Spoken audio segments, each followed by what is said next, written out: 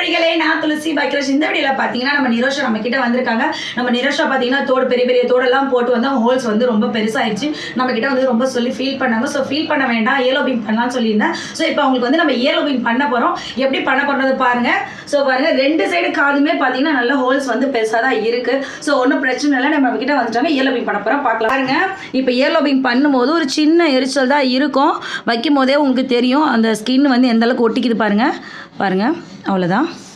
சின்ன ஒரு எரிச்சல் இருக்கும். தாங்குற வலி தான் கண்டிப்பாக வந்து நம்மளால் தாங்கிக்க முடியும். ஸோ இந்த லோஷன் வைக்கும் போதே பாருங்கள் எந்த அளவுக்கு இருக்குன்னு. அவ்வளோதான், பாருங்கள் ஸ்கின் எந்த அளவுக்கு ஒட்டிகிட்டு இருக்குன்னு. ரெண்டு சைடுமே அழகாக நம்ம தோடு வந்து ஏர்லோபிங் பண்ணிட்டோம். ஸோ ரெண்டு சைடுமே அவங்க ஹோல்ஸ் பெருசாக இருந்துச்சு. ஸோ இப்போ பார்த்தீங்கன்னா நிறைய பேர் இந்த மாதிரி ஹோல்ஸ் பெருசாக இருக்குது, தோடு போட முடியல, என்ன பண்ணுறது அப்படின்னு சொல்லிட்டு நிறைய பேர் வந்து ஃபீல் பண்ணிட்டு இருக்கு. கண்டிப்பாக நீங்கள் ஃபீல் பண்ண வேண்டாம். துளசிட்டு வந்தீங்கன்னா அழகாக பண்ணிக்கலாம். நிரோஷாட்ட கேட்கலாம், வலிச்சிச்சா நிரோஷா? லைட்டாக வந்து எறும்பு கடிக்கிற மாதிரி தான் இருந்துச்சு. ஸோ நீங்களும் இந்த மாதிரி வந்தீங்கன்னா அழகாக பண்ணிட்டு பெரிய பெரிய தோடு போட்டு என்ஜாய் பண்ணிக்கலாம். நன்றி, வணக்கம்.